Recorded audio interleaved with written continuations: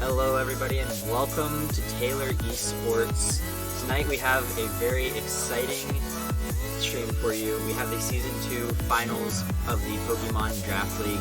This season has been going on for a few months now and it's all culminating into tonight with some exciting action. But before we get into it, I do have a few announcements. This is Matthias Dean, president of Taylor Esports, and we've got some fun announcements. Coming up in 1 week, we will be having a Pokemon singles tournament hosted on campus in person, so it's going to be a great time. If you haven't signed up for that already, sign-up's closed tonight at 11:59 p.m. Eastern Standard Time. This event is limited to Taylor University students only, but it's going to be a blast, and we're going to have a big live stream event to finish it off. And you're not going to want to miss it. So keep an eye out for that, and then also keep an eye out for a bunch of other events that are coming up. A lot of that is coordinated through our Discord, so if you're not in the Discord, type !Discord in the Twitch chat, and it'll send you there, and it'll be a lot of fun. I think I might have misspoken. It is Smash Singles for the event next week. Thank you, Zach. And speaking of Zach, we are going to bring him in. This is the man who helps coordinate the entire Discord as far as the Pokemon Draft League goes, so here's Zach. Matthias for helping us set this up, doing all these graphics.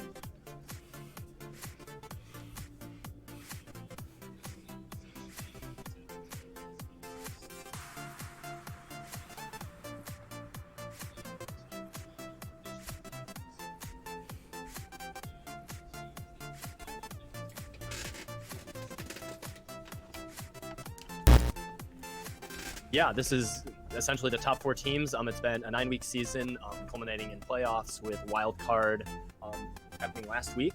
These are pretty much the teams that have made it to this point, made it super far, done very, very well. I don't know if you want to bring the bracket up or if we have teams or whatnot. There we go. Awesome. So we have winning the wild card round. We have Tennessee Titan Growths, coached by Sturcules, will be facing off against the Boston Ball Guys, coached by Hathor.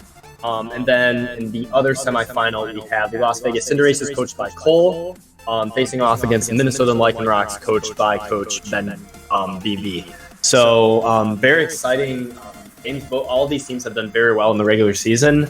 Some coming in with easier roads to the playoffs than others, but both all 4 had very nice wins in the quarterfinal round as well. So it's going to be very good. Both some very good battles. I will be commentating both the battles happening. We'll hopefully get the Cinderaces versus Lycanroc started. They're planning at about 10:15, so a few minutes from now, which we will get on the screen as soon as that goes live. If anyone wants to watch the battle and partake in the chat on the Pokemon Showdown server, there will be a link on the Pokemon events chat on the Taylor Discord if you wish to spectate that way. Otherwise, the battle will be up on the stream as well, assuming we get that all working. As far as I know, they should be getting started in about 3 to 5 minutes or so, assuming everyone is running on time. 10:15.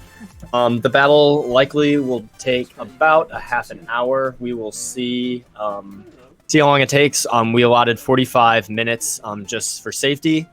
But if the battle ends sooner than that, we'll likely have coaches kind of pop into the call for a little bit of a post-game commentary and review type thing. Your stuff's on the and then our second game, which will be the Boston Ball Guys versus the Tennessee Titan Growths, Hathor versus Sturcules, will be happening likely around 11 p.m.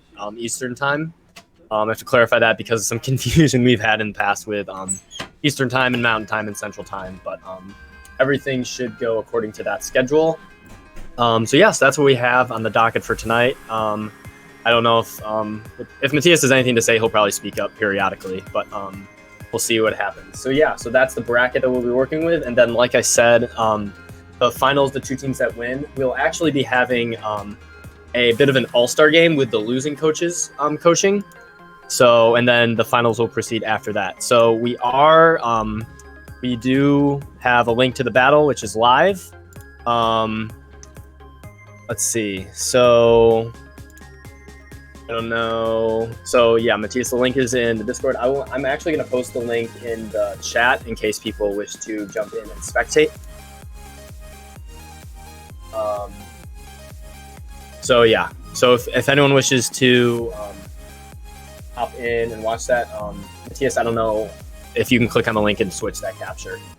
Yep, I'm getting it sized to the graphics right now. Okay, perfect, awesome. So I'll transition in just a moment. Yeah, so we'll get that up on the screen in just a second. We have Ben bringing semis featuring no max bonds. Yeah, Ben bringing some pretty high tier picks that he has. No Gmax, but he's bringing the Paladin Salazzle, Real Boom, Slowbro, Aegislash, and Gudra.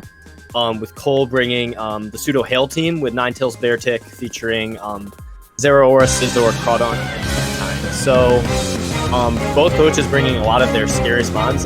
Cole bringing the Beartic and the Mantine, two Pokemon which he picked up in trades, free agency trades before the playoffs started.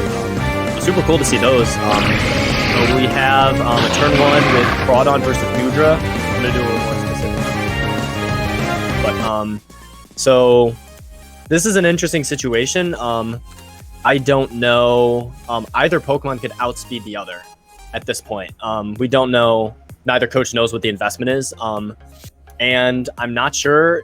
Depending on Cole's set, he could potentially KO the Gudra with something like a knockoff. But Gudra could definitely kill the Crawdon. If it's running a Thunderbolt, the Draco will probably do. So Cole elects switching into Ninetales. We see a Draco Meteor. So Cole making a very, I think that's a pretty bold play, switching into Ninetales.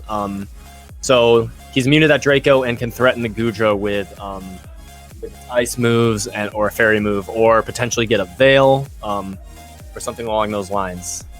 Again, for all those who are just joining or need the link will be in the Pokemon events section of the Taylor Esports Discord. Yeah, I tried to post it in the chat and it wouldn't let me, but you should be able to get to it on the Discord. So yeah, so Ben in a little bit of an unfortunate situation with that really nice switch out by Cole. I could definitely see him going into something like Aegislash or Slowbro. He doesn't have the best ice resist on his team. Salazzle and Aegislash both resist. Aegislash is a pretty good counter, but Salazzle can get whittled down pretty easily. So this is a pretty advantageous spot for Cole. Do we see a foul play come out from the Ninetales? Interesting. On the Flamethrower, doing over half. That was a very interesting play. Cole probably predicting a switch into Aegislash, which I actually do. I don't think that was a bad play, but it was pretty risky. Although both coaches can likely calc sets from that damage. There we go. Awesome. There we go. So, yep, you guys can see the game now on the stream. Matthias is still getting those graphics figured out, so things might switch around a little bit, but yeah. So as he gets that set up, we'll keep going with the game. We see the Veil. I think that's a really good play from Cole getting that up. However, his Ninetales is incredibly whittled. My guess is he switches it out here potentially if he wants to preserve it. I don't think that Ben definitely has some bulk on him. I don't know if a Blizzard would kill. I don't know what Cole's spread is, if he's invested in special attack or not. But Ben has revealed Draco and Flamethrower, showing that he's a more special Gudra. Cole could make a couple plays. Mantine is an option, but Gudra does get access to electric moves. So honestly, Cole might have to sack his Ninetales here for chip on this Gudra, just because with its coverage, he doesn't really have a solid switch. So he does go Mantine, interestingly. Ben not predicting that, going for the safe Flamethrower. And we do see the leftovers on the Mantine. Yeah, these graphics are looking super nice. I really like this display. Yeah, so this is an interesting position. Ben definitely could potentially have an electric move. But Cole under Veil with Mantine's special defense. Yeah, it only took 40 from that Thunderbolt. So we see a Toxic. So there is another turn of Veil. Mantine will not go down, potentially even to a crit. So Cole could definitely roost all this a little bit if he wants. Or he could potentially try to make some aggressive switch. So, very, very slow start to this game, which I honestly kind of figured. Both coaches playing very carefully, not wanting to make any huge plays. I do really like that initial 9-tail switch, though, but then just clicking safe moves with the Gudra, pretty much attacking what's in front of him. So Cole's in an interesting spot. He does go into Zera. Ben does not predict the double, making the safe move. So this put Cole in a very advantageous spot. Ben could have predicted and gone for a Draco, but that would have put him in a really bad spot if Cole stayed in with the Mantine. So he's making a lot of safe plays. So Cole finds himself in a very good spot where he can pretty much kill the Scudra for free. The only thing being Ben finds out one of his moves, so there's a little of unpredictability lost. Yeah, we might see a knockoff come out. So Ben goes switching to Powdon. We see Snarl, interestingly. That's a very interesting play because that likely would not have killed the Gudra. I'm not sure if that was predicting an Aegislash or but that's an interesting tech. So we see the Mantine switch. Ben gets up his rocks. As Hail goes away, so both Pokemon are able to get full leftovers. We do not see Sand Rush on the Hippowdon. We do not see the Sand Force. So yeah, Ben immediately switches into Aegislash on the Toxic. The rocks are still up. Cole electing not to go for the Defog. So we do see the Toxic from Aegislash on the Scald from Mantine getting the burn. So that is a pretty crucial turn for both players. The Toxic puts this Mantine on a timer, which if it's not heavy duty boots, so it will be very weakened when it comes in the next time. Aegislash, if it is physical, will have all of those moves, the power of those moves cut in half. So that being a 30% chance, which is a small bit of hacks in Cole's favor, but so we do see King Shield. That's an interesting play. I don't really know if I agree with that, just because Cole would likely switch out or elect to recover in that situation. So I guess as Cole really doesn't want to stay on this, he probably, I guess as his Scizor is able to do with Aegislash at least somewhat. I don't really see another play for him unless he tries to stall it out with the half. So Ben, actually, I do like the double Toxic play. So Cole's Mantine will be down to 76. So after rocks, when it comes in the next time, if it switches out, it'll be at half health, which isn't too great for Cole. So he does switch out into Crawdon. Interesting. You see a King Shield. Okay. So now there's some mind games here. Cole definitely knows that Ben is King Shield, but Ben could definitely have close combat or definitely some other moves that could do a lot to Crawdon. Cole might even be sub. He could be sub or he could be SD, something like that. So Ben's in a little. They're both coaches are in a little bit of a pickle because this is a very, very much a 50-50 situation. So if Cole elects to knock off here and Ben doesn't click King Shield, he loses his Aegislash.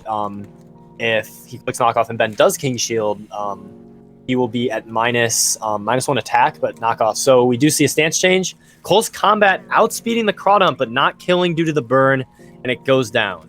So Ben loses his Aegislash, which honestly could prove to be very pivotal in this game. He lost his best ice resist, and Cole still having the hail up for the Bear Tick. So Bear Tick just became a lot scarier late game.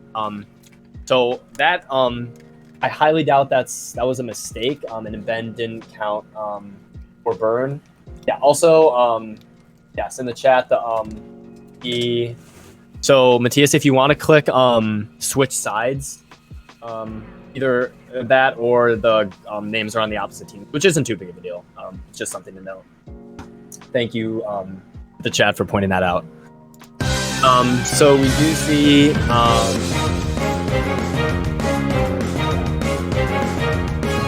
So yeah, that's it. Yeah, I have a little bit of patience with these guys to figure it out. This is our first time doing this type of thing. So cheers, Matthias, for making this all work.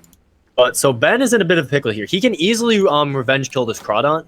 He has the Grassy Glide Rillaboom, which he does elect to go into. However, Cole has some fairly good answers for this. Mostly Scizor. He could also elect to sack Mantine.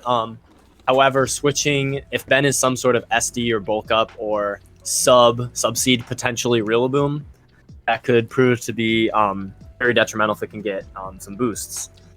My other guess is if he goes Mantine and Ben does set up, it will die to a Grassy Glide, and he won't be able to click Haze or Toxic. So I think Cole's only real play is to go Scizor here. The other thing worth noting is that Ninetales being at 17% will die to rocks when it comes in. So Cole, we've seen 3 of the moves on Mantine. Defog could be his last move. He could also be bulky Defog Scizor. Those are kind of his 2 options for hazard removal, but if he does not have that or he's not able to get that off, Ninetales is dead and he does not have Hail for his Bear Tick. So that is something to note, and that is something both coaches should try to take into account when they are when they're going for their moves. So my guess is Ben tries to set up here if he's some sort of sell it up Rillaboom. Oh, okay, so Cole sacks the Crawdaunt. I think that was a smart play. So we do see Scizor. My guess is this is Defog. So yeah, so I don't think the only thing with that is that he lost a revenge killer to Salazzle, which could potentially prove to be problematic in the late game as only Zeraora and Bear Tick and Hail outspeed it. So that could potentially be problematic, but I do think staying it in, because he probably clicked knockoff and getting big damage off on the Rillaboom if it elected to try to set up with an SD, that was probably definitely worth it for Cole. So Ben is in a position where he has to potentially risk health or an item on Salazzle if he wants to switch it. He could also sack Goodra, but he goes Hippowdon. We see U-turn. Interesting. So Cole electing for momentum as opposed to hazards, if that is a set. If he is Grass Knot on Zeraora, I would love to see that now, because we saw Snarl showing that it's likely special. But if he is able to get a Grass Knot boosted, Grassy Terrain boosted Grass Knot, I would be ecstatic, because that would be super cool.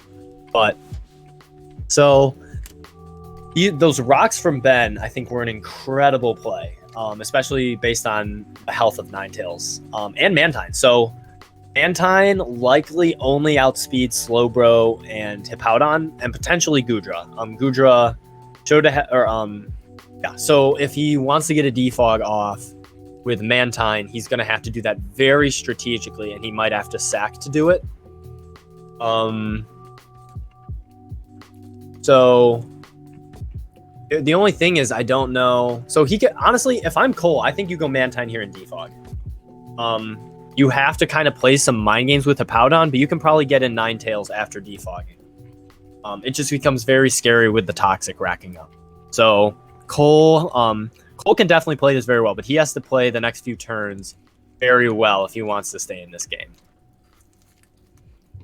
So we do see a Mantine taking that chip with the leftovers and Toxic canceling each other out, sitting at a solid 51. Hippowdon getting a lot of health back from the leftovers in the Grassy Terrain, staying at a nice 82. Skull will not be doing anything. We have also seen Toxic. So my guess is Hippowdon really can't touch this Mantine. We've seen Rocks. My guess is a ground move. My guess is Slack off for recovery, and then potentially Toxic or Yawn or maybe Stone Edge or a Rock move, but I very much doubt it on a defensive Hippowdon. So I think Ben has to switch here, which could potentially give Cole his free defog. Yep, so we do see the Slowbro switch. Scald, interesting play. Do see a crit, no burn. So Cole might not have defog on his Mantine. The only thing is, I don't know what Slowbro can do to this Mantine either. Slowbro getting moves like Psychic, Flamethrower, Scald, none of which are really going to do a whole lot to Mantine. We could just see like a Teleport. He might just be trying to kind of whittle this Mantine down with Toxic. Yeah. So we do see Psychic. He gets the Spidef drop. So Cole is able to... So Cole, if you have defog, now's the time to do it, buddy. But we've seen Scald, Roost, and Toxic. He might be Haze. We do see Roost. The Psychic doing 30 with the leftovers and the terrain because of Roost. He's able to live. So Cole getting some toxic damage on slow. So we do see Roost. So Cole's electing to play a bit of a stall game here. We see Teleport. Interesting. So Ben electing. Okay, I agree with this play from Ben. So this Mantine will be at 25% when the switch is in. So it looks like rocks are going to stay unless he has defog on Scizor. I don't know. I feel like Cole has to have defog on this team. So I don't know. Interesting toxic. So he's pretty much sacking the Mantine. That's an interesting double from Ben. Obviously predicting the Scizor. Which I don't think was a bad play at all. It was a pretty safe mid ground. So Cole's playing very interestingly with this Mantine. But you do see another Roost. I don't know really what this is gaining Cole. He's just being whittled down with Toxic as Ben's just kind of teleporting and switching back and forth. Toxic doing a lot. That was probably 50. Yeah, so Toxic from here on out will be doing 50%, I believe. He goes right back into Slowbro. We see a switch into Scizor. Okay, so Cole electing to save Mantine. It is to keep in mind that Slowbro does get fire coverage. However, in conjunction with that, Cole absolutely loves his resistance berries, so there's a very high chance that this is an Aka Berry Scizor. Actually, no, it's leftovers. Sorry, I missed that. So no Aka Berry. Looks like to be a bulky Scizor. So yeah, this is interesting. So Ben is putting on a lot of pressure here. Cole might have to sack his Mantine. He's playing some, so he U-turns, does a lot of damage. I think he has to sack Mantine here. He goes into Zero Aura. Interesting. Teleport. Okay, so Ben electing to play it safe with the Regenerator. I don't know what he goes into here. Grassy Terrain will run out, so Hippowdon is potentially a safe play.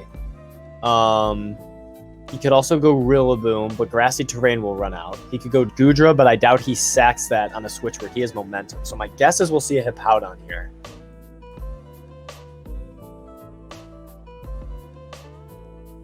So Ben is just playing this incredibly safe with his Regenerator Mons and Grassy Terrain, which is playing out to be very useful in keeping his Mons healthy. We do see Salazzle. Interesting. So my guess is Ben probably has Protect. You do see a Volt Switch. So yeah, so a very special Zero Aura. My guess is he has to sack Mantine here. This Salazzle could prove to be a big problem. Yeah, so we do see Mantine. Did Ben sub? He did not. So that could come back to bite him. Although I don't think that was a bad play at all. I think Toxic was the right play. But if he had subbed, he would have been in a very good spot. So yep, we do see Scald. I don't think Cole will go down to Toxic. He was with 7. I wonder what his last move is. We've seen Roost, we've seen Toxic, and the Scald. So he's getting his Mantine healthy. Ben is able to bring in Rillaboom, get that terrain back up. Yeah, this is proving to be a very long and thoughtful game. This could definitely potentially go past the 30-minute time limit we thought, just because both coaches are playing so well. So we do see Scizor on the Slowbro again. Cole likely just going for another U-turn, Ben going for a teleport. I do think Ben wins this kind of Bolt turn war between... so we do see Knockoff getting rid of Leftovers, Flamethrower, there goes the Scizor. So that was a very bold play from Cole that might have lost him the game. He has no hail for his Bear Tick, bar a defog on Mantine that we haven't seen yet. And then that means Ninetales is dead to Rocks and Mantine. Yeah, I don't know about that play. I get wanting Chip, but I mean that did 30. He had to have known that wouldn't have done a lot, and he has to know Slowbro gets Flamethrower. So I think he was just making a very aggressive play and hoping that Ben elected to teleport. But yeah, so that didn't work out. So Ben is up 5-4 and 5-3 if these rocks do not go away. Mantine is at 51, will be at 25 when it comes back in. So this is a very advantageous position for Ben. And most of his mons are healthy. Slowbro, when it switches out, will be close to full. Grass, yep, there it is. Grass Knot. All right, I got what I wanted. I'm happy. So that was a very good play from Cole. Grass Knot, obviously, this is a special Zero Aura. It's boosted by Terrain. So that was a very good play from Cole. That was a very good play. So keeping himself in the game, taking out the Hippowdon. So Ben really is going to struggle with his Zero Aura now. he also has to be very cognizant of his grassy terrain turns, because if he is forced to revenge the zero outspeeds Ben's team, does a lot of work. So if he is forced to use Grassy Glide to revenge it, he has to be cognizant of if Grassy Turn will be up, because if it is not, Grassy Glide will not be priority. And yeah, we've seen Volt Switch Snarl, Grass Knot. You do see the Ninetale Sack on the bulk up. So this is bad news for Cole. Beartic being physical, Zero Aura being special, but likely not having a move that can one-shot this Rillaboom. However, I didn't realize that when set up. Yeah, so if... Oh, that's... So that's very unfortunate. So yeah, so if your Pokemon dies to hazards, no effects of terrain or abilities or anything like that pop, essentially. So also like if you try to get rid of hazards with like Rapid Spin and you die to something like Iron Barbs or a Rocky Helmet, the hazards stay up. So if you die by using a move or switching in, the effects or extra things really don't happen. So yeah, so I don't know if Cole is banking on that, or if that was just a misplay, but this is looking about over. So we do see, you do have to keep in mind Icicle Flash flinches. However, Beartic is a very slow mon, unless Cole is Scarfed, which I really doubt he is. This is looking to be a win for Ben. So Ben likely has a fighting move. That Bulk Up was a very good play. We'll see Grassy Glide. He might have Ground, or he might have... Ground Fighting would be my guess. He could also have Sub. Potentially, I wouldn't put that out of the question. So the only way I really see Cole win... Ben could definitely elect to play it safe and switch out his Rillaboom here. Yeah, so we see Drain Punch. Yeah, totally getting rid of that Beartic. So last mon, Zero Aura versus... if he's able to kill this Rillaboom, I think he wins, but it all comes down to what his last move is, which I doubt will be able to kill this Rillaboom. Yeah, so Cole said good games, so I'm assuming that will be it for this game. So honestly, both coaches played very well. I think there were a couple pivotal turns that definitely didn't work out too well for Cole, especially thinking that Ninetales would set. Yeah, so we see Thunderbolt as the best move. Paralysis doesn't matter. Okay, so bit of a heart attack there. So Ben is able to take this 4 over Cole. Lycanrocs over Cinderace is in a very good game. I also, if coaches want to come into the Pokemon chat, Matthias, they should be able to be heard, as far as I know. So I'm gonna, yeah, there we go. Yeah, so very good games to both coaches. Clearly not knowing that if Ninetales died to hazards, that wouldn't set up the hail. That definitely came back to bite Cole a little bit. Also, the Bulk Up was a very good play by Ben. But I think just the way Cole played around hazards in the end was kind of what was unfortunate. I really want to know what the last move on Mantine was, because it definitely wasn't Defog.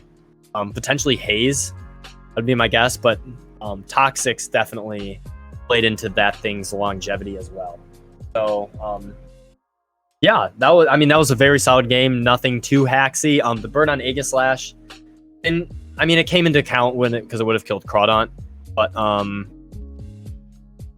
yeah, but that's really the only hacks that happened in this game. So a really clean game, which is love to see after some of the stuff that happened last round.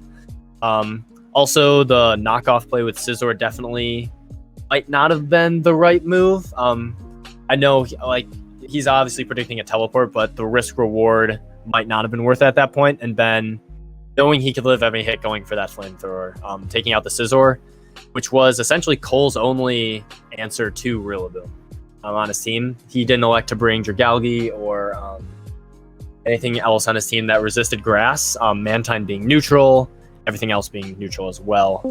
So once that Scizor, oh, welcome Ben. Hello. You're a little fuzzy. Oh, Cole, hello. Hello. Can you hear me if I speak better, more closely to my computer? Matthias, this is all you in terms of sound.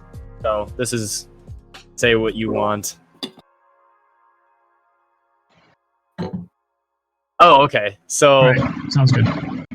yeah, so pretty much a hacks-free game aside from that burn, which didn't really come into play. So cheers for that. Yeah. Couple quick questions. Cole, what was your last move on Mantine? I had Haze, and I realized very early in the battle, like as soon as it started, that I should have brought Defog because I knew that Hippo would just be there to set up rocks. Yeah. And I knew I should have ran heavy duty boots. Okay.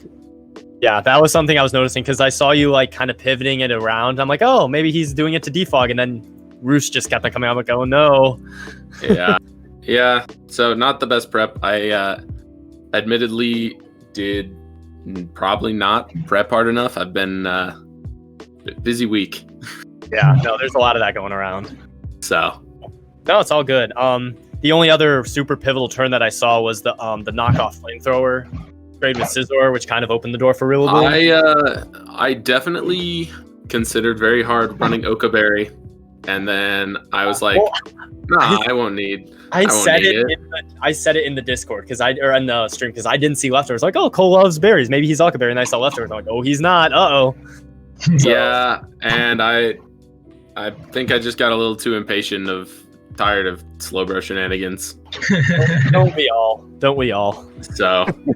Yeah, I was honestly on that flamethrower. I was going for a mid ground because I was gonna either if you turned into Zeraora, I was gonna get some more chip, or I was gonna obviously probably kill the Scizor. So that was just kind of like my mid ground play. No, it was a pretty solid play at that point in the with game. Grassy terrain is brutal. Yeah, it negates the poison on it. Oh yeah. Question for BB: how much speed did you have on Aegislash? Aegislash, he was able to outspeed. He had just enough to outspeed Crawdaunt. Okay, any speed Crawdaunt.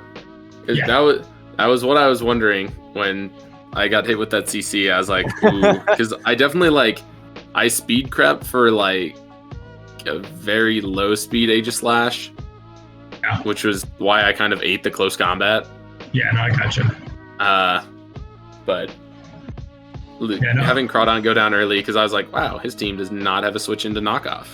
I really didn't. I really team didn't has have a a switch switch. into Crawdaunt? What beats Crawdaunt? Like nothing does. No, not much. It's just a good thing it's slow. I do like the bear tick though. The well played bear tick. Unfortunately, had Hail came up because I guess I just don't know how mechanics work, which is my bad for letting Ninetales get that low. Also, I'm assuming you were Soul Vest on Gudra. I was, yeah.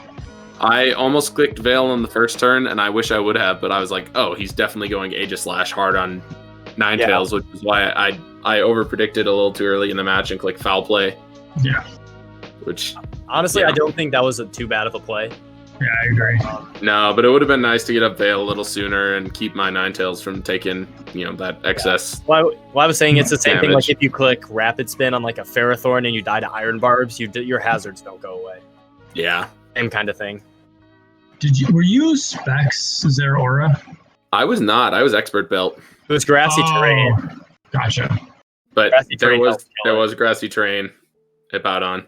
Yeah. I said it like 2 minutes into the stream that if Cole specials Zeraora and he gets some like grassy terrain boosted hit on Hippowdon, I was going to be so happy. And it happened. Oh, okay. Were you like max HP, max special defense? No, I was max defense. I lived a life orb one, and then I didn't calc grassy terrain. So that's why I was like, oh, he's probably Specs. I also, at least from what I remember, I don't think you were at full. Yeah, no, it was also I think it was also technically a roll if you were life orb. So I'm like, well, it's not a huge deal. I'm like, that was a good predict. So I'm like, it's fine. Yeah. Well, I mean, you were also in with Slowbro, so I was like, well, this is probably either going to kill Slowbro or Hippowdon coming in. Yeah. And I needed Slowbro for Beartick because I thought everything. The same thing. I thought Hail would come out, and then I had to have Slowbro for Beartick. Otherwise, it was just game over. You didn't get to see much of the Beartick set. Of course, it was Sword Stance Icicle Crash. I also had the Tech Throat Chop, which I called it. Which did at least 50% to Slowbro. So I think Slowbro might have just lived that at that point, but It would have been close. It would have been very close. So yeah. I wasn't sure how much that did. Were you life orb? I was. I wanted the bear kick so bad. I was telling Ben in prep, like, it would be so cool if he pulls out like the hail. I mean, that was what I picked him up for. Yeah. No, I love that pack. Yeah. You know, I figured may as well make the best use out of my tier 5 by making it something that people have to prep for. That's fair. Yeah, so really good games with both you guys. Like, I don't think there are any mega misplays or anything. There's just a lot of fat pivoting. Yeah. I mean, I told Sturkey before this battle, like, I wasn't super stressed about team prep because BB has put together such a good team that I was kind of like, if I lose to this team, I'm not going to be upset. Yeah, you would have all tier 2s. Like, Who needs a G-Max when you can have all tier 2s? I mean, also, Rillaboom being a tier 2 is blasphemy. Oh yeah, we're reordering tiers. I told you, Zach, at the beginning of the season, I'm like, Rillaboom should be a tier 1, and if you're not going to make him a tier 1, I'm big. Well, then you also said Dracovish should be banned, and then I got it second round. And it should be banned. And it's going to be banned. We have to figure out tiers and stuff. Yeah, no, I think Rillaboom is like, with Grassy Glide, it is one of the best mons in the format right now. Yeah. No, I agree. Yeah, for sure. But yeah, so really good games to both of you guys. I got a message from Sturkey saying that he and Josh are ready to play, so we're gonna get that started. I'm gonna send him a quick DM. Cool. But you guys can stick around if you want, or whatever you want to do at this point. Yeah. I will probably take off. But before I do, I know Zach and now BB, I've talked to you about this. My ROM hack that I've been working on. Yeah, for man. Like 3 years now. Mm-hmm. So just kind of short little synopsis. I basically remade almost the entirety of Pokemon Emerald. Every mon has new types, and you can catch everything, all 386 mons that are accessible through Gen 3. And I finished it today. So cheers, man.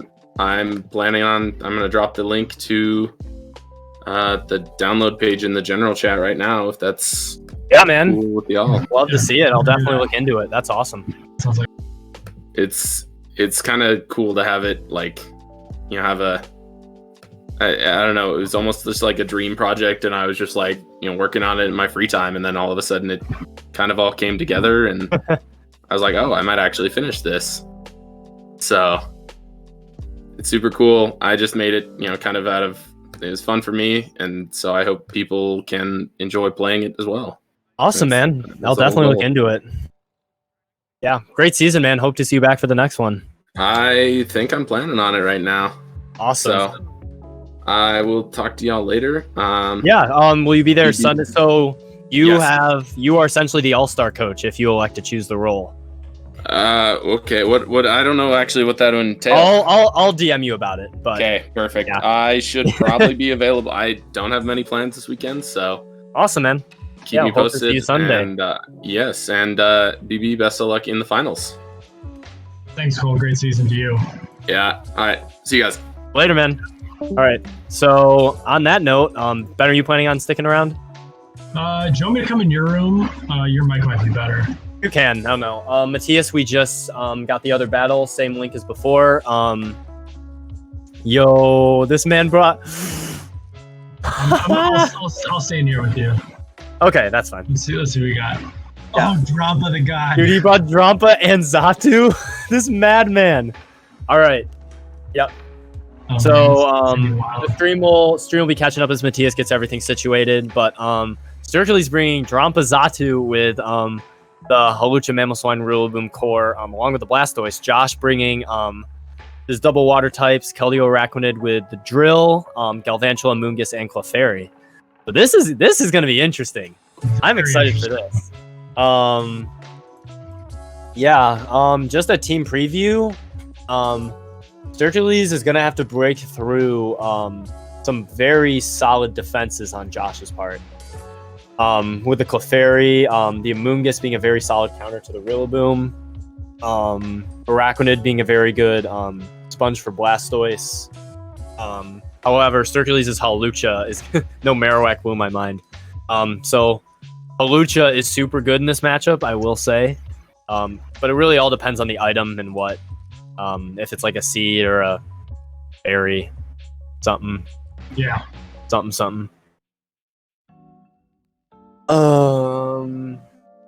See. But I'm okay with it. Yeah, so this is going to be a very interesting game. I think this is going to come down to, because Josh really doesn't have a lot of setup. He kind of just has like immediate offense and bulk. I think this is going to come down to if Hercules can break it before Josh toxics and spores and kills everything. There we go. Awesome. It's interesting because yes. Yep. Yes, sir. Go for it, Ben. It's interesting because the Drampa has sap zipper, so it won't be affected by the Yeah. Blaster Oogway versus the Galvantula. A very good lead for Josh.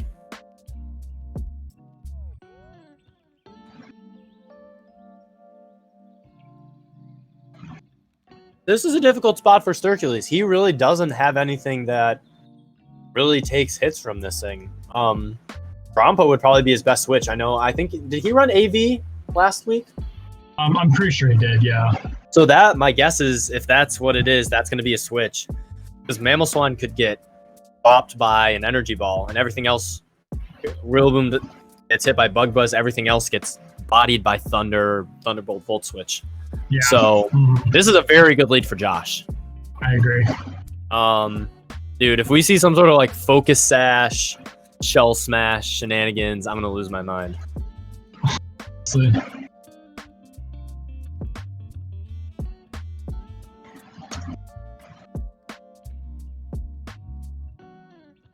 I might have to leave halfway through, but I'll stay as long as I'm able to. Yeah, man. No worries. Yeah, my roommate came into my room like during the interview, so that was great. Yep, there's the Drampa, Volt Switch. Probably AV. I don't know Drampa calcs enough. Yeah, that's Sequel true. Fairy, pretty quick switch from Josh. Very I don't know. switch. Yeah, I don't know if he's defensive or specially defensive, but my guess is Hercules has to switch here. He didn't bring the Bronzong, so his Fairy resist on his team is non-existent. So Josh could fire off pretty few Moonblaster if he wanted. He also could be Teleport, or he could switch just Dry if he wanted. But yeah, this is interesting. Dude, this man brought Drampa 2 weeks in a row. Absolute madman. Drampa back-to-back in the playoffs. Dude, saving it for the most important time. Yeah, that's jam pad right there, man. Dude, it honestly is. Oh man. Yeah.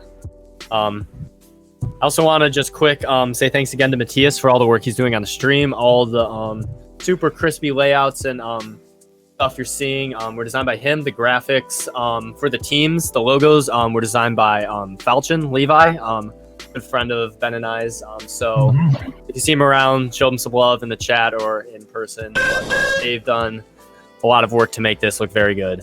So Josh indeed does fire off a Moonblast, gets the special attack drop on the Xatu, which I think Hercules had to switch into. Like, I don't think anything else on his team. But that's so Raven. Xatu is such a weird mon, because, like, you don't think it's going to be good, but then it runs, like, U-Turn, Roost, Calm Mind, Thunder Wave, like, shenanigans, and it just puts in so much work. It's also kind of weird that the Magic Bounce isn't, like, that great in this matchup, except for webs, because Clefairy doesn't care about Toxic, and then Amoonguss resists, or, like, is immune to both of its status moves. Yeah, exactly. That's a really good point. So it's like pretty much really only... weird. I guess this is pretty much only for Araquanid. You're not switching this in on Galvantula, but which is really cool tech. I do like it. It also is pretty solid against Excadrill. Yeah, that's true. It does. Excadrill does not touch this thing for the most part. So this would be interesting. Excadrill got knockoff. Oh, we'd ban it if it got knockoff. No, it Dude, needs knockoff. Josh got his first kill with Excadrill like week 8. I was so salty. Like, he was just kind of sitting there. I'm like, Josh, kill with this thing. You gotta get Ban Sand. Ban Sand? Yes, sir. Yes, sir. Ban Sand. So yeah, my guess is we'll see potentially either a hard switch or a teleport from Josh, and then honestly probably a U-turn from Sturchiles. I don't think either. Oh, maybe a T-wave. I could see him going. Do some Honestly, mammal if he swine switch. gets Toxics there, it wouldn't even been that bad. Dude, man went hard Mammo. That's a ballsy play, especially when Galvantula has a potential switch. Yeah, so that's an interesting play. So again, Josh electing to fire off Moonblasts. Dude, if Josh just lets this Clefairy sit here and just Moonblast until he dies, I honestly think that would be a fine play. Yeah, honestly, he just gets chip on everything. He also could just fire off Toxics because he doesn't have, because Sturchiles' potential only thing that can't be toxic is Xatu, which just would bounce it back and allow Clefairy to have a free immunity to status moves for the rest of the game. The Mammal switch was interesting because I don't feel like Xatu really needs the switch at any point. We see Araquanid on the high horsepower. That does a lot. I kind of wonder. I'm gonna calc that. I kind of wonder if that's banned. Banned set. No. I don't know. I don't know the calcs well enough, but I do like the high horsepower. Obviously avoiding the grassy terrain nerf. Very solid play, but Josh has to be careful here going for webs. My guess is we'll just see a raw liquidation. But then he can definitely find out Xatu investment. Or possibly we might see a Blastoise switch here too. Yeah, Blastoise is a possibility as well. I think liquidation, because liquidation can lower defense. Yeah, if he is a bulky Blastoise, like Toxic Spin type thing, I could definitely see that here. Yeah, I do believe that's banned. Dude, you love the Bandos one. Josh also doesn't have anything off the ground. Dude, wait a minute. This actually is... Hold up. Look at Josh's team and look at banned ground. Yeah. That's going to be a bit of a struggle because he didn't bring Noivern. What else does he have that resists ground? Is that it? Oh, Ninja. So we see the Drampa on the liquidation. That does 2. No defense drop. Very solid mid-ground. Drampa gets Roost. So if this is not AV, this could potentially... Noivern and I guess has recently picked up Ninjask would also technically be a ground immunity, but that's it. So, I mean, Mammoth one just kind of goes off. Technically Araquanid is ground resets too. Ninjask, the new Rillaboom counter. Just imagine. Dude, that sucks. If Josh beats Sturchiles, he's had to face Rillaboom like 3 of 4 weeks in a row. But then again, that was me with Araquanid, so I don't feel bad. I mean, but it's the difference between Araquanid and Rillaboom. No AV. We do see the Roost. So I think, this is going to be... I feel like this is going to be a more methodical game. Yeah, I agree. Both coaches are playing very well with their mid-grounds. And honestly, not a lot has happened. We have 30% chip on the Araquanid and 25 on the Mammal Swine and 10 on the Xatu, and that's about it. So... both coaches just kind of chilling at this point, just kind of looking for an opening. But I could definitely see a Xatu here. I don't see what he goes into other than Xatu. He doesn't want Mammal Swine to keep taking chip. Yeah, he really doesn't. He can't afford that. Right. Not with the bands. Alright, I'm done. I don't even know. What does Drampa even get? It's kind of a discount Goodra. It gets a fair amount of stuff. But honestly, it's kind of a discount.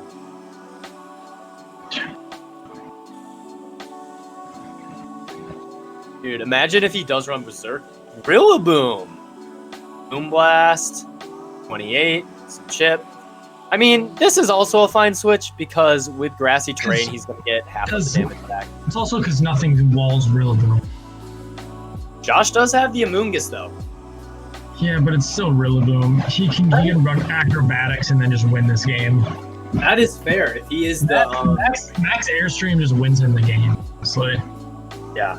So that'll be interesting. So Josh is under a lot of pressure now, not having his G-Max, because Sturchiles brought in that G-Max Rillaboom. And he also, Sturchiles doesn't even need to choose to G-Max. I don't know if, I wouldn't assume depending on Josh's set, I wouldn't assume that he would kill with what's it called with a grassy glide, but you never know. Yeah. No, this is a very interesting spot. Sturcules could elect to go more aggressive, just G-Max, Drum Solo, or Airstream or Quake, or he could U-turn also. He could, which is obviously a scary option.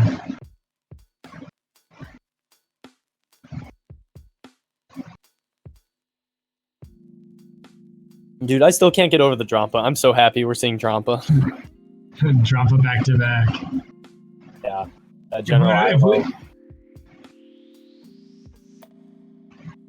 Sorry, go for it.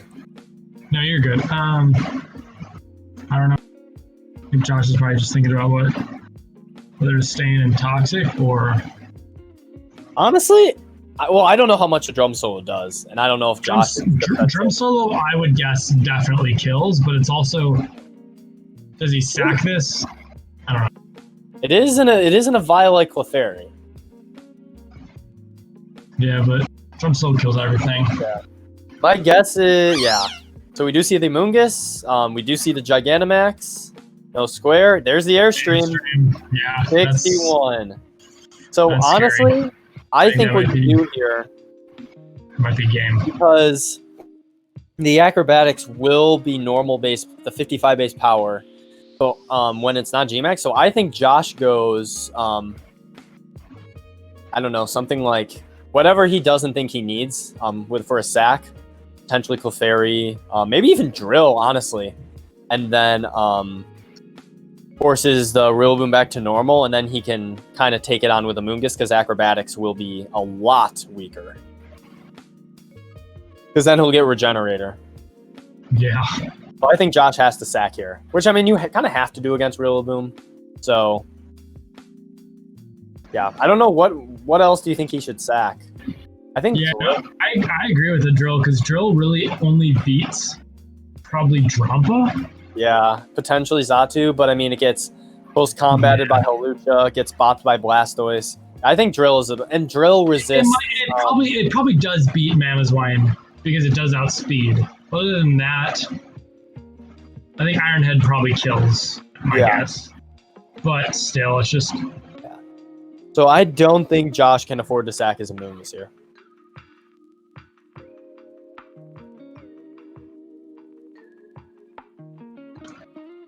We don't know if he's Sash on Galvantula. That could also come into play. Depending what else could take a hit. Everything else kind of dies, so he really has to sack here.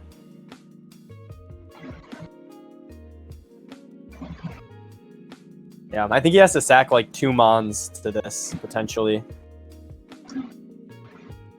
Which makes sense. It's freaking Rillaboom. But yeah, so Josh taking his time with this move, as he should. I agree.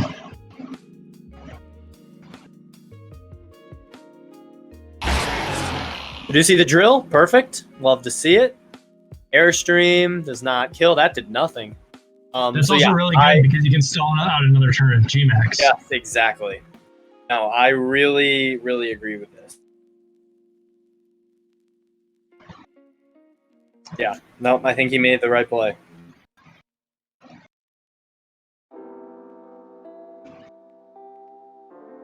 So now I think he kind of has to stay in. He will be outsped. A Drum Solo will likely kill. It's a Drum Solo. He could also go back to a Moongus because it's going to live in Airstream, and then get Regenerator again and switch back to something else. Josh could definitely play some mind games with this thing. We know Sturcules loves to predict with his Gmax moves, though, so it's a little bit of that's a risk, but... Well, a Moongus would live. An Airstream did like 61 before, so with Regenerator, it would live either way. Yeah, no, that's definitely fair.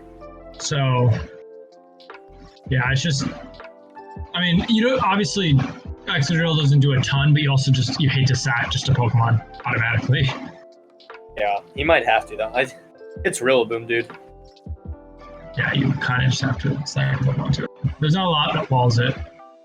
Yeah, you I'm not need excited. you need Corviknight. You need Flying Steel. Togekiss evolved pretty well.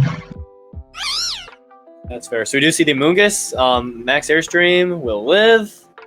So now Max is gone. This is a fast as frick Rillaboom. But Josh, so yeah, I think he played that around that G-Max pretty much as best he could.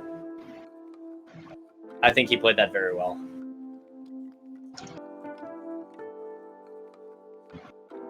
So now we see I highly doubt this Acrobatics will kill as it is 55 base power. So Josh could potentially go for a pretty free Toxic, honestly. In Sturkleys, if Josh, if Amoonguss doesn't die and is able to switch out, this G-Max really didn't do a whole lot. Yeah, if you can not lose anything from a G-Max Rillaboom. Yeah, switches into Zatu. Yeah, so perfect play by both players in my opinion, but Josh is going to get full health on this Amoonguss back. And he avoided a complete Rillaboom swoop. That was really best scenario. He took 16 on Excadrill, and he's about to heal most of this from Amoonguss.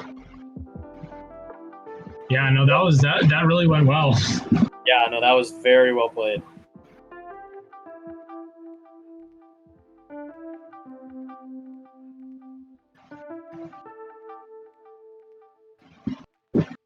So and now we go back to the long game.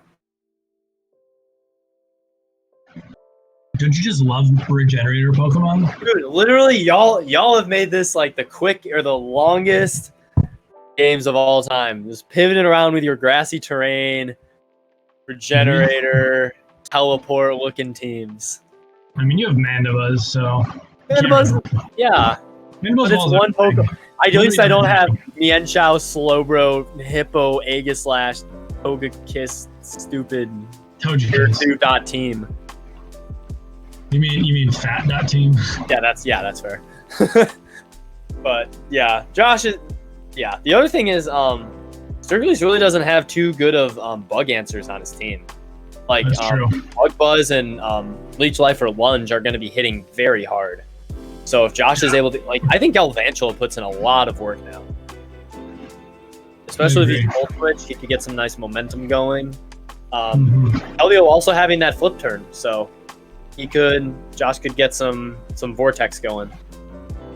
But both players, Put him in the vortex. What can I say? dude, put him in the Vortex. So yeah, this is definitely either turn 11, nothing's died. Nothing's even close to dying. So yeah, this is interesting. Yeah, I'm probably gonna leave in like 10 minutes, but yeah. Yeah, that's fine. Are you going to bed or do you have homework? I gotta go to Taco Bell. I gotta celebrate. You would. Oh, you were giving up Taco Bell. Actually, I'm just taking my roommate and a friend to it. I just want to go out for a drive. I might get a soft shell taco, but that's about it. That's fair. So we do see the air swatch on the Clefairy. I honestly think this is going to come down to what happens first. Sturkleys gets in Mamoswine, or Josh gets in something fast. Yeah, I think whoever does that first is going to have a very. If you can get Galvantula in free, I don't know, man. Yeah, so we see Air Slash on Moonblast, just some nice chip, 20 for 20. So if Sturkleys has a momentum move, now is the time to use it. So because all we've seen is Air Slash so far. Yeah, I wonder if he has. Josh probably needs to go for a wish or something right here too. Yeah, we don't know if Josh is it Moonlight or Soft Boiled. I don't know which one Clefairy gets. I mean, it also gets wish, so he could wish pass to something. Right, he could definitely wish pass. I don't know what he needs to wish pass to though. Everything is pretty healthy. He also has to risk flinches if he does that, and we all know how much flinches can hurt. What do you mean? Flinches are a good part of the game. Yeah, dude, it's balanced. It's a good mechanic. Para flinch is a good and fun strategy to play against. No, that's what I've heard. I've heard it's really, you really feel like your opponent outplayed you. No. Yeah. So yeah, this is just bulk on bulk right now. Really. But also, since we're waiting. Smash Ultimate Tournament this weekend. Yes. If you're a Taylor student. Sign-ups close at midnight, so you have like 50 minutes to sign up. Yep. To our Everyone 4 is welcome. viewers. Yeah, everyone is welcome. All skill levels. I've been advertising. I've been messaging people all over. So I'm so excited about this event. I don't know. I can't wait to play. If anyone wants to join, we're For sure. For it. Yeah. Yep. Thank you for linking that, Matthias. But we see, like you said, the Wish on the air slash. So if this goes to like Wish Protect shenanigans, I'm stopping the stream now. But we could definitely see a teleport. We could definitely see a Protect. We'll probably. I kind of have the leaning towards we're gonna see it. You have the what? I'm leaning towards we're gonna see a Protect. Yeah, I do kind of know these sets because I did kind of work with Josh. Yeah, no, I know them too. So we see the Mammal Swine. I think that's a good play. So and here comes. So Josh has to now deal with a Mammal Swine. So he also potentially has to do with flinches with Icicle Crash, or he could just go for that high horsepower and just kill everything. Like I said, Josh doesn't have the best ground resist. Yeah, he's got to hope. I mean, Araquanid took 32 last time, so Araquanid's going to take a lot. Yeah, and it's not leftovers, so Araquanid could potentially be two-shot upon switching, which honestly could definitely be what Circules is looking for. Yeah, it'd be interesting to see how much a high horsepower could potentially do to Clefairy. Maybe you could wish past to Araquanid. Well, Circules definitely knows the spread by this point. Yeah, that's true. So I wonder if he thinks he could one-shot it. My guess is he thinks he can one or two-shot it just because he brought it in. Not super aggressively because it was on a fairly obvious Protect, but... Yeah. I mean, if Josh gets a Toxic on his Mammo Swine, it could be really huge. Yeah, that could... So we do see the Araquanid switch. Rock Slide... Misses the Rock Slide. No. You hate to see that. Who would have thought? Josh just doesn't get hit with rock moves. I've decided. He has some kind of like Mother Earth nonsense going on here. It's just like, nah, you're good. Josh is kind of just a sage. I'm just gonna say in the chat. It's a very Josh thing to say. Here you go. You gotta go ... Yeah. He just said it. Yeah. You guys can't see the chat, but he just said You see the Drampa switch, liquidation, very solid switch. Well, I guess I deserve this. Yeah, I mean, Josh and Sturgis have both had their fair share of hacks. Or hacks, I don't know how to say it. But yeah, so we see both against you, so so we see the safe Drampa switch. Dude, if Sturgis should make a double here. Honestly, I think he should double. Yeah, he definitely could. I don't think Josh stays in. Josh knows how important this is. Yeah, I mean, it's his only resist to Mammo, so he loses it. Honestly, if you're Sturgis, dude, just double right back into it. No, I don't think he should. I think he should go. Honestly, I think he can go real boom. Yeah, really booming at Clefairy could be. I mean, I think a Clefairy's coming out right here. Also, definitely have to keep in mind that Halucha in the back. Yeah. Because Clefairy really is Josh's only. We're 18 turns in and nothing is died. Yeah. Yep. So Clefairy. Oh, we should have double. I wanted the double. We don't see a double. That would have been a ballsy play. I think I don't have a problem with that, Draco. But yeah. I wonder what he was expecting there. Maybe just Josh being greedy and staying in or something. No one today predicting the fairy switching into Draco, but yep, safe Zatu. And we haven't seen anything other than their slash. Oh, yes, here we go again. Yo. We are 20 turns in. Nothing has died.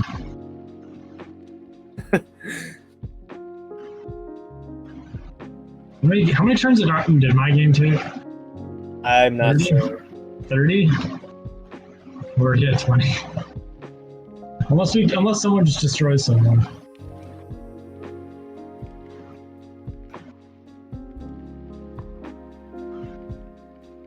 and you can't get any chip on the Zatu because you can't toxic it. So on patrol. Yeah, so this is going to be a thorn in Josh's side.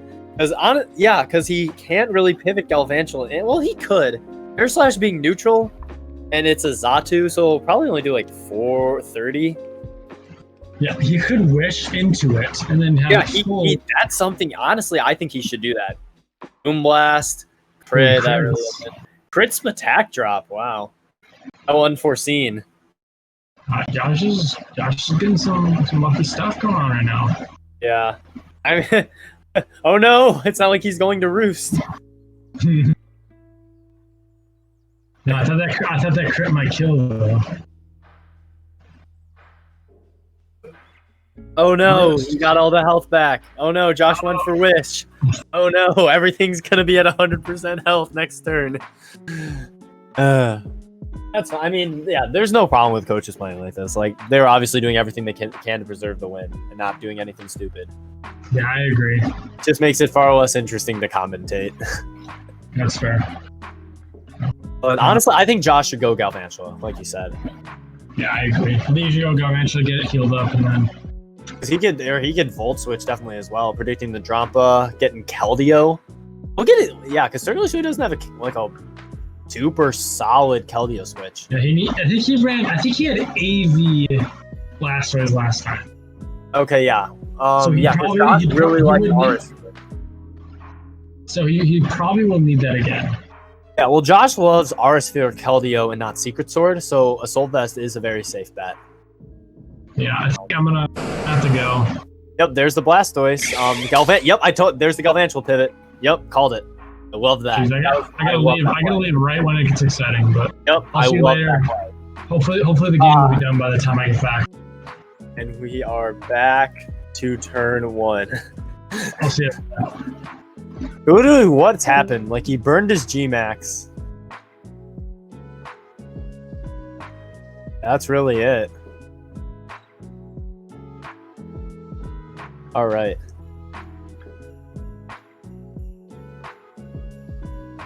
Yeah, so really nothing has happened so far. I mean, Circulus burned his G-Max. We do see the Drampa switch, Energy Ball, Sap Sipper giving him the attack, revealing the Sap Sipper.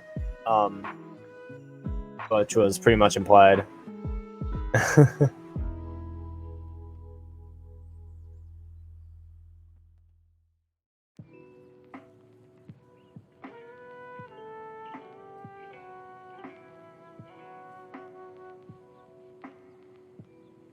So this, it is a little difficult to commentate when not a whole lot is happening, but so I do really like that drop. We do see the Mammal Swine. That's a ballsy switch.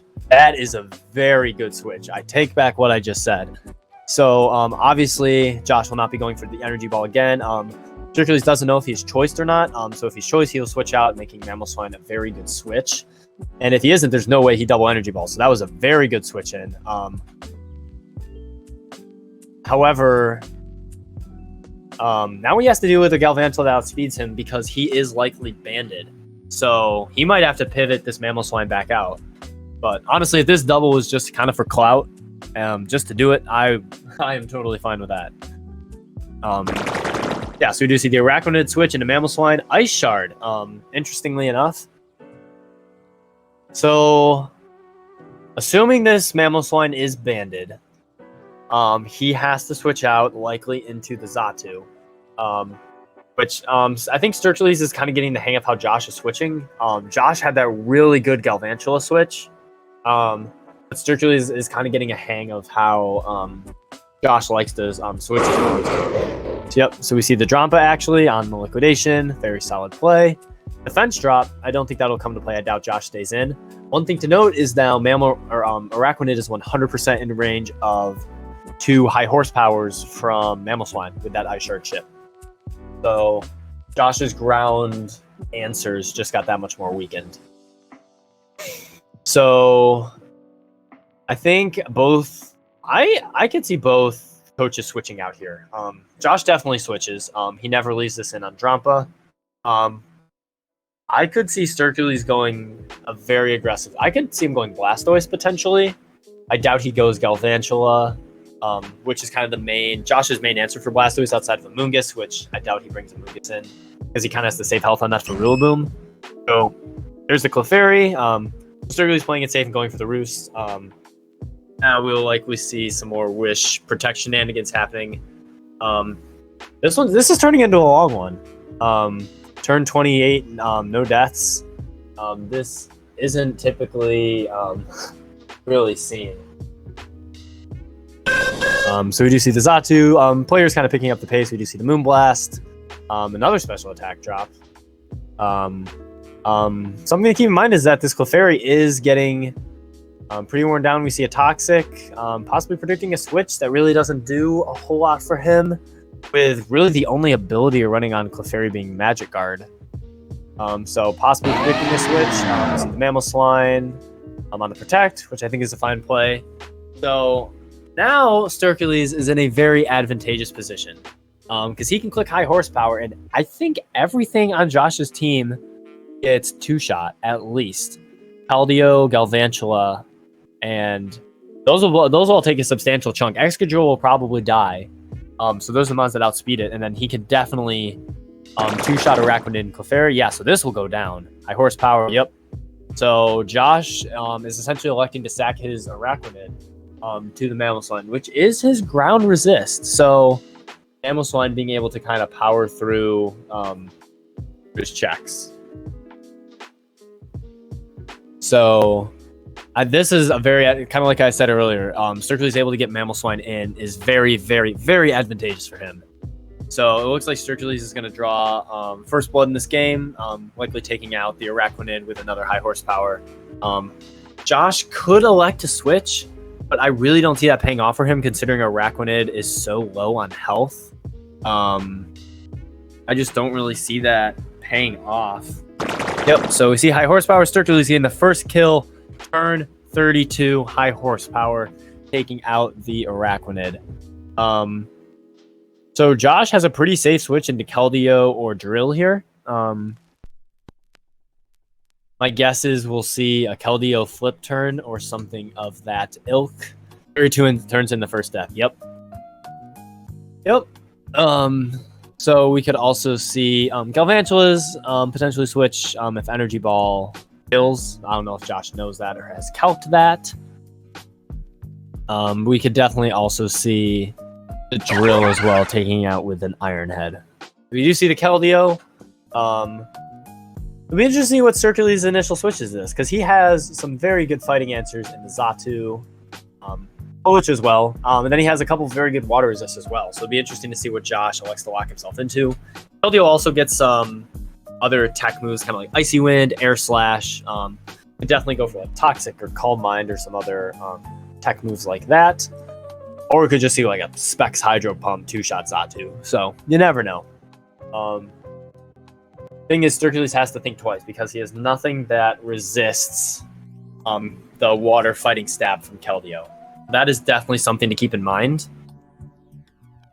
So you do see the Xatu. Josh goes for the Hydro Pump and misses. That is very unfortunate for him. I will see a little bit unfortunate for Sturkly because he doesn't. He's not. Hold on. Excuse me. He is not able to figure out the damage from the Keldeo and know if Josh is Specs or Life Orb or anything. But it does give him a free switch, which is very unfortunate for Josh missing that Hydro Pump. You see the Galvantula switch on the Air Slash. Air Slash doing 43. No Efters on the Araquanid. Josh in another pretty advantageous position. However, Sturkly has that Drampa, which has been a pretty consistent answer. I could see Josh going for Bug Buzz, which will be unresisted by the Drampa. And, well, it is at 100%, so I doubt that would two-shot. So, yeah, I think Sturkly is definitely operating on the front foot here. Josh is a Thunder Miss with Compound Eyes. That doesn't happen a whole lot. I doubt that would have that wouldn't have done a whole lot. Honestly, I don't think that mattered in the long run with the amount of roosts that Sturkly has been clicking with this Drampa. We could definitely see a Volt Switch or something from Josh if that's his last move. but Sturgles is playing in a very advantageous position here. The Hydro Pump miss definitely mattered a fair amount. You see the Mammal Swine switch in on the Volt switch. Like I said, I think that's a very good play. Now Josh has to risk Ice Shard. I could also see Sturgles pulling a double back into Drampa or potentially even Rillaboom. I could see happening. So Josh has revealed 3 of his 4 moves, assuming the last is either Webs or Bug Buzz. So that could definitely be a possibility. I banned Ice Shard might have a chance of killing this Galvantula though. Again, I'm not sure of the calc off the top of my head, but that's definitely something that, and he showed that he was willing to go for it before. So that's something Josh has to keep in mind when switching. But again, his ground answers are lacking after that Arachnid went down. Sturgles is applying very excellent offensive pressure in that regard. So Josh kind of thinking long and hard about this move. I'm assuming Sturgles has his locked in. So my guess is we'll see an Ice Shard. Taking out the Galvantula. Josh could potentially switch. Honestly, I don't know if Josh can switch. He essentially has to sack something because I'm assuming Clefairy gets 2-shot. This is a banned high horsepower from what Ben calced earlier. So I think Josh has to sack something, which puts him down 4-6 with a Hawlucha in the back. And if he sacks Clefairy, so Sturgles does live. I'm assuming that was calced, and he's able to kill with the high horsepower. So I'm assuming that was calced by him. So now, the good thing is Josh's Clefairy is still very healthy. So he has that in regard to taking on the Hawlucha. Although, if Sturgles is some sort of like Rosalie Berry Hawlucha, that would be absolutely insane. That would be super cool. But Josh still has to deal with this. So I'm assuming he preserves the Mammal Swine just because the work it puts in. Doubles back into Xatu or something of that. Josh could definitely flip turn. Although I doubt he does at this point, because that's a risk considering Sturgles could definitely sack his Mammal Swine, go for another high horsepower. Yeah, flip turn. Although flip turn will probably kill the Mammal. Even if he's not really attack invested, it still will probably do 15%. Mammal Swine isn't too bulky. So, very a bit of a back foot situation for Josh. So we do see the safe Xatu switch on the flip turn, doing 20. So now, although Josh lost his Galvantula, so he really, in all honesty, he has very little to pressure this Xatu. Excadrill can do things, and he has only revealed Air Slash so far. We really don't know. Well, no, he revealed Roost and Toxic. I forgot I saw the Toxic. So very defensive Xatu. I'm 90% sure Xatu gets Heat Wave. So it could definitely click that against this Excadrill. But Josh is... Josh does have a Mold Breaker, which is something to keep in mind if he has Rocks or Toxic or something like that. Which could definitely be what he's going for. But otherwise, Iron Head or Rock Slide are his really only options to hit this Xatu. I don't really know what the spread is based on the damage that's been done. I mean, we've seen a lot of Roost and Air Slash and yada, yada, yada. But... yeah, so this is interesting. Josh really has to play... and the thing is, Josh just really doesn't have offensive pressure when the Galvantula died. He has the Keldeo, but he's been playing it like it's choiced up until now. And if it is choiced, that puts him in a very hard situation because Sturgles has very solid answers to fighting and water, respectively. Which means he could sack. That did so much. That did so much damage. That did a very wholesome amount. So that is a very offensive drill. So we do see the Blastoise. That could be banded. I'm assuming based on a quickness that Sturgles brought in that Blastoise, that is a banded Excadrill. So if Sturgles is Shell Smash, this game could be over. I'm trying to think, because he does get Ice Beam for a Moongus. I don't know if he could kill Keldeo with. So this game might not be over if he Shell Smashes. So he does go Moongus, Shell Smash. Okay, so this is where things get interesting. So he essentially, he's not switching Blastoise out. But it depends on if he can kill this Moongus. So if he's Ice Beam, and Josh is like a bulky or Spadef Moongus, which I don't think he would be just with Rillaboom. So this could definitely not kill. And my guess is a Giga Drain will kill this Blastoise. And if Sturkleys doesn't kill this Mungus and it switches out, then Blastoise really didn't do a whole lot. So this is a very interesting situation with him electing to pull the trigger on the Shell Smash. Obviously, doubling his attack, special attack, and speed at the cost of some defense. So it all depends on Josh's spread here, honestly. Sturkleys knows exactly what he's clicking in this situation. Obviously, he prepped a Shell Smash Blastoise for Josh's team, and he knows what he will click in the event of an Amoonguss switch, because that's probably pretty... Zen Headbutt! He is physical, and Giga Drain doesn't kill. A physical Shell Smash Blastoise, you madman. So, Sturkleys probably knows from that roll what defense this is. And I guess it was a roll. So when he gets the roll in his favor, 66%, and the Amoonguss goes down. So now, I think Sturkleys has this game in the bag. Just because the offensive presence he has. First, Josh has to kill this Blastoise, which gets one hit off on anything. Unless it's a Scarf Keldeo, potentially. But then he also has to deal... So Josh's answers to Rillaboom now just got a lot lower. Mamoswine also is the problem to deal with, but he has 2 mons that outspeed it. And Hawlucha, he will have to deal with Clefairy if he wants to win this game. So he's definitely not out of it, but he definitely has to play around this very smartly. We do see Keldeo. So this will be interesting. So if Josh is not Scarfed, he gets outsped here. So we do see, depending on Sturkleys' speed, he could outspeed this Keldeo, but we really don't know. I'm sure he knows. I don't know if Josh knows. I don't even know if Josh has Scarf Keldeo.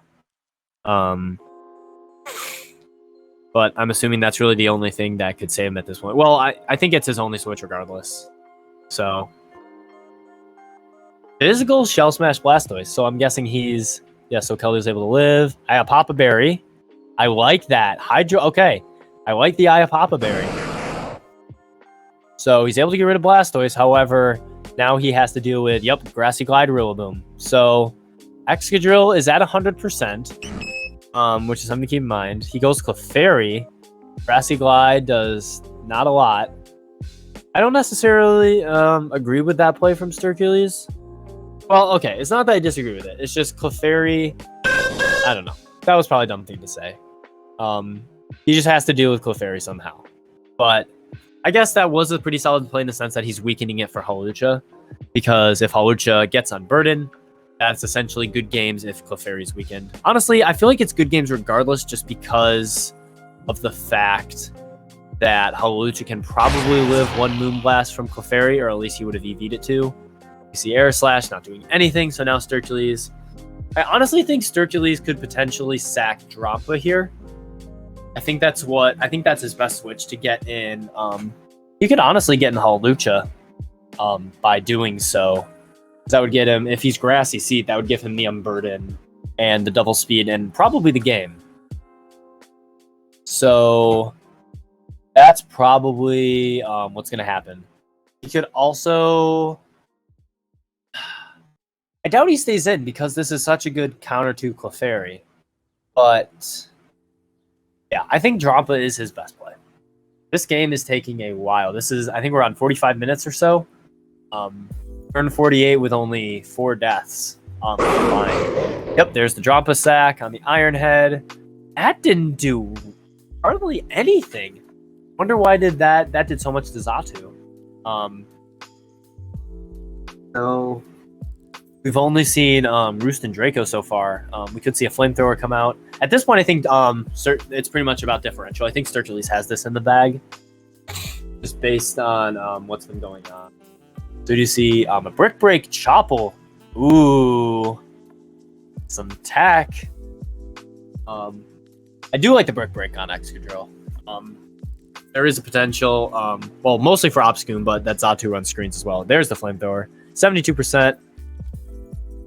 We'll probably just see another Flamethrower. I doubt Sturkleys will try to play the Roost game. Josh could honestly go for an Iron Head flinch here. But he goes for the Brick Break. Roost. We'll probably see A flamethrower coming out soon to take out this drill. Brick break. Roost. Same old stuff.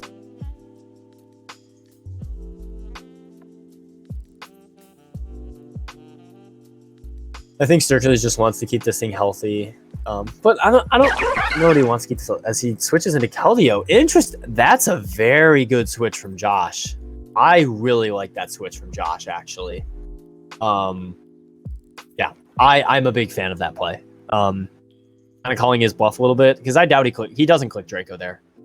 And he would resist the flamethrower. So now we kind of put Sturkles on the back foot of having to switch into this thing. If he is able to if he predicts the Xatu and is able to two-shot that thing with a Hydro Pump, that could definitely swing the game in his favor a little bit. But I don't think he can do that. I think he really has to click a fighting move. Power Sphere does not kill, and this will go down to a Drake. Okay, so Josh is left with his Drill and Disco Fairy, and I think this is going to be good games. So we do see the Drill come out. Circulus really should stay in unless he's trying to preserve differential, which you really don't need to at this point. But yeah, so I don't think Josh could have put... There wasn't a whole lot Josh did that was incorrect. Sturkles made some very nice doubles, which put him in a really good position. I think he just had the offensive edge over Josh's team. Josh really only having the Galvantula that had immediate offensive pressure with its coverage against Sturkles' team. And he also only had the ground resist and Araquanid, which definitely didn't help with the Mammal Swine matchup. So that thing was able to put tremendous pressure on Josh's team. Yeah, and Circular's just breaking very patiently with Blastoise and Drampa, using Xatu to pivot very effectively. We might not even see the Holucha. I don't know if this Grassy Glide will kill or not.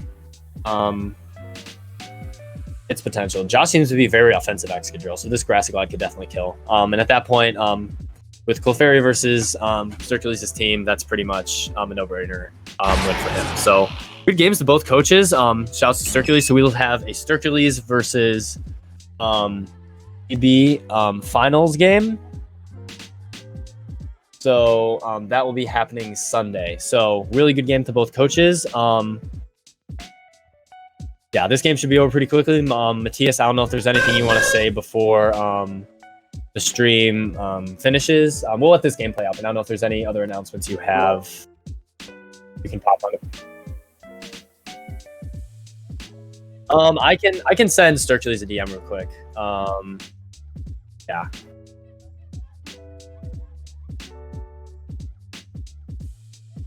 Okay, yeah, no, I'll go over that. Yeah, so we see Sturkles actually electing to sack Mammal Swine. I don't know. He might actually struggle to beat this Clefairy. I mean, he could definitely go to Xatu and PP stall Moonblasts, but yeah, so I don't know why he necessarily sacked Mammal Swine there. That might have been a bit of a misplay. I think he still has this game, but I have to play it. Yeah, so he just brings in Xatu. This could go down to yeah, I think Josh just is going to Moonblast it to finish it out. But so Sturkles will end this with a minimum of a 2-0. Yeah, Josh is just in GG at this point with the Moonblast. So yeah, so at this point, with in terms of the bracket, we will have the Tennessee Titan Growths versus the Minnesota Lycanrocs in the finals on Sunday. More information will be coming if you would like to see it in the Pokemon chats. We will have the third place All-Star game coached by Josh and Cole. A little more information on that as well. And then the final game, and then we will have awards and information for next season. So I'm going to wait just a little bit. If people want to say, I know Sturkles is with, yeah, Sturkles isn't even on Discord. So I'm assuming we're not going to have an interview. But yeah, so really good games to both coaches. Matthias, if you don't have anything else, I think we can sign off for the night with... All right, so thanks everybody for tuning in and supporting this. We'll see you Sunday. I believe we're starting at 8:30 for the stream of the All-Star game and the finals. So Yeah, we'll see you guys then. Thank you so much for tuning in. Thanks so much for Matthias and Taylor Esports for setting this up. So thanks again.